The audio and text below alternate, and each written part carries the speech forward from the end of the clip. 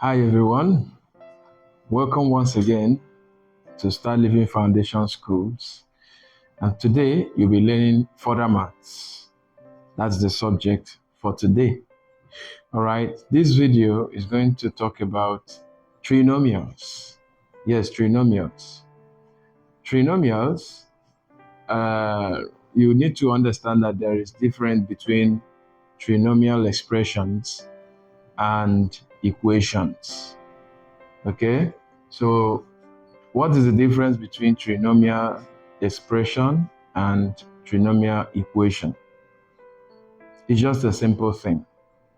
The only difference there is the equal sign. Now, the equal sign makes it an equation, which means whatever you have on the other side is equal to what is on the other side of the equal sign. So that becomes an equation. But for trinomials, or trinomial expressions rather, for trinomial expressions, you are not talking about equation. So on this note, what you're going to do is just to simplify. You factorize. But if it's an equation, you'll be looking for the value of x. Okay, so let's put our topic up here and our subject. So like I said, we are going to be dealing with further math. This is SS2 work, first term work, and we'll be treating it right away. And then, like I said, trinomials. Trinomials. Okay, so trinomials also, what the word mean or what it means is an expression that has only three terms. Yes, only three terms. And then the highest power or index that the term can have, the trinomial expression can have, is 2. It cannot be more than 2. Take for example, you may have something like let's say x squared plus 9x plus 14. Now this is an example of trinomial.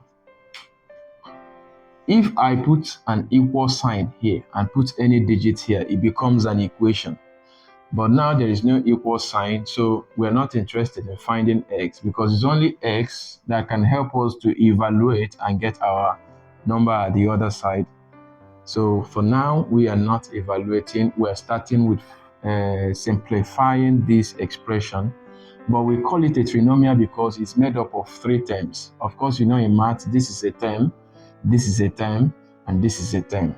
Now, what this implies is that there is an invisible one here, of course, you know, to any letter used in any mathematical expression.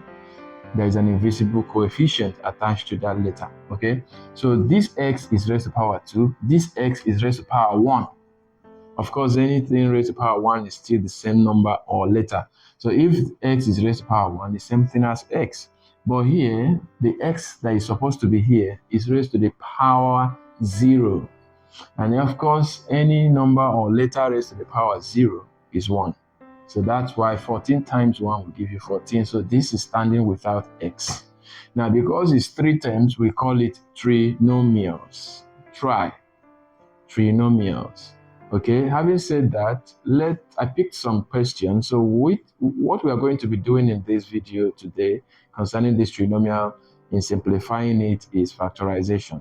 And that's a step that will help you to deal with trinomial equations that are very interesting that you should look at. Okay, so now look at this. I picked some problem. Okay, I would like to clean this and write problems. Of course, I like seeing them as problems. Like I told you, maths help us to solve problems. Whenever there's a problem, there has to be a solution. That's one belief every mathematician should have. So if you love maths, you need to have that expression. So I'm going to do this. I'll put problems. And then the first problem I have as number 1 says factorize. I picked this. Factorize completely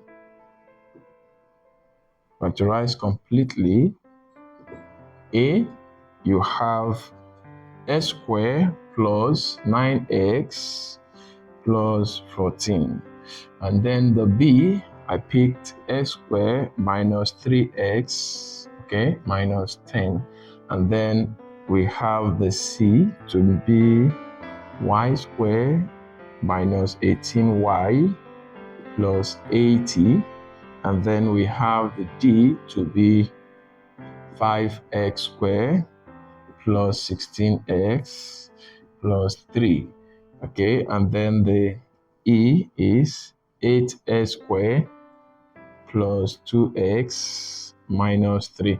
Now, these expressions, let me stop here until I'm talking about equation, because I'm going to talk about equation too right here.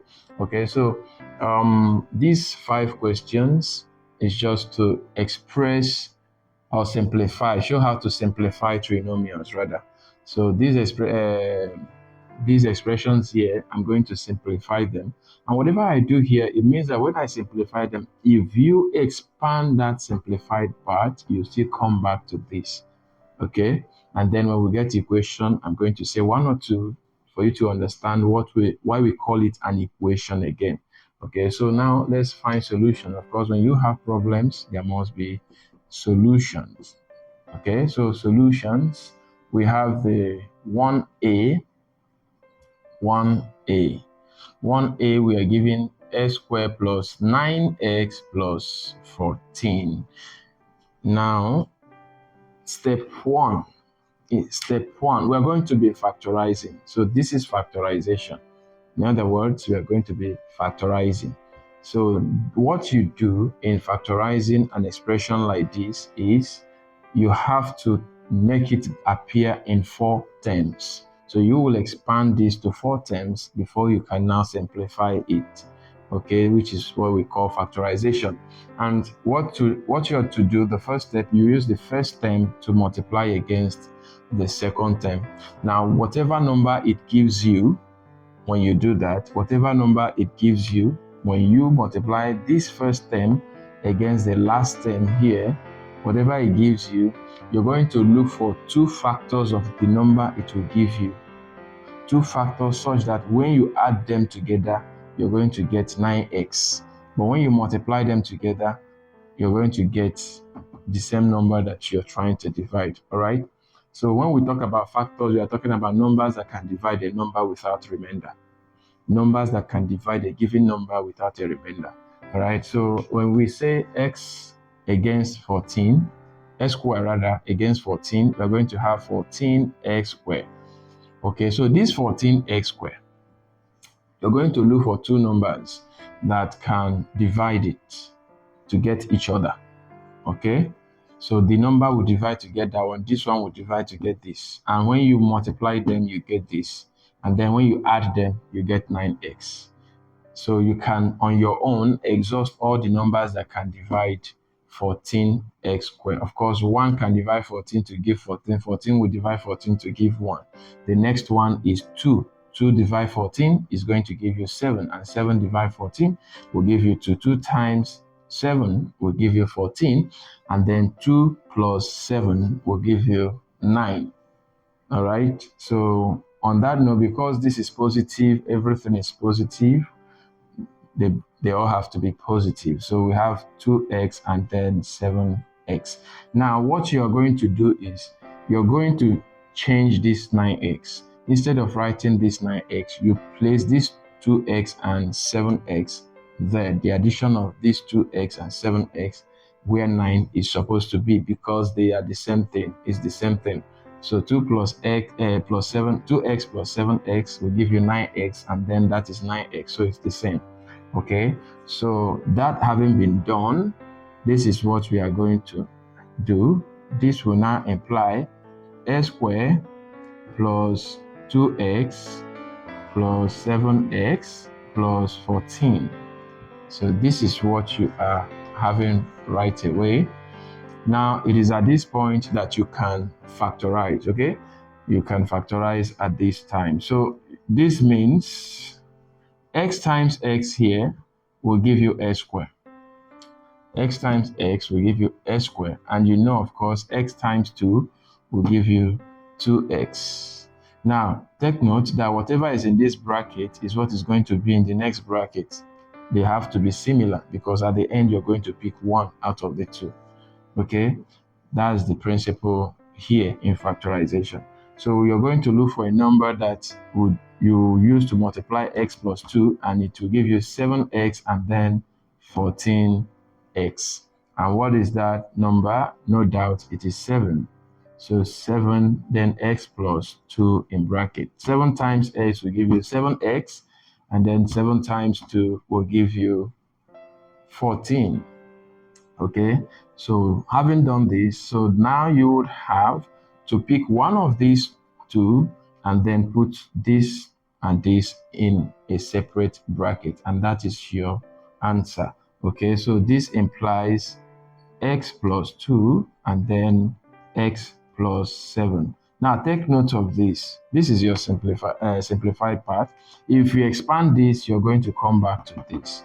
Yes, I might rightly show you that immediately to show you that we are correct in our answer, and it doesn't matter, the principle is the same. In subsequent ones, you may want to do or test yourself on problems like these, similar. You can still apply the same principle to be sure that your answer is correct. But I wanted to say something to you. I wanted you to know that you can pick x and 7 first. Instead of this being second, it can be first, and this, it doesn't matter. Okay, so even here, you could have put 7 here and put 2. You can put 7 here and put 2x here. It doesn't matter. When you do that, the same answer is what you're going to get, right? So it's commutative, so it doesn't matter right away. So let's prove that this answer is correct before I move into the other ones. So you see, we want to expand back x plus 2 and then x plus 7 to see if it will give us x squared plus 9x plus 14 to be sure that we are correct. Okay, now it may look simple for those who have already known it, but if you're watching this video, I want you to take note on the principles that I'm telling you right now, and it applies to any trinomial expression you're given to find a solution to or simplify. And this step is going to guide you when you'll be looking for the value of x when you are given quadratic equations that may be similar. Okay, so let's expand this. So this simply means that everything here will multiply everything here. So that means x here will multiply everything here, which is x plus 7, and then 2 here plus 2 here will multiply everything here, which is x plus 7. Okay, so x times x is x squared, and x times 7x is, because of this plus, everything is plus. If it was minus, minus will come down here. So x times 7 will be x and 7x, then plus 2 times x is plus 2x, and then plus times plus is also plus, and then 2 times 7 is 14. Now you notice that it is a bit similar to what we have here, only that we changed it. Okay, that's what I meant. You can turn it anyhow you want. All right, so when you do the operation involved, the addition, you will see that this is x squared, then 7x and 2x are like terms, so you can add them together. And that means we'll be having plus 9x and then plus 14. So this is the same thing as what we have here, meaning that our answer is correct. Okay, all right, so now we are going to attempt the remaining questions that we have here, or problems rather, that we have here. Let's find solutions to the B. So 1B,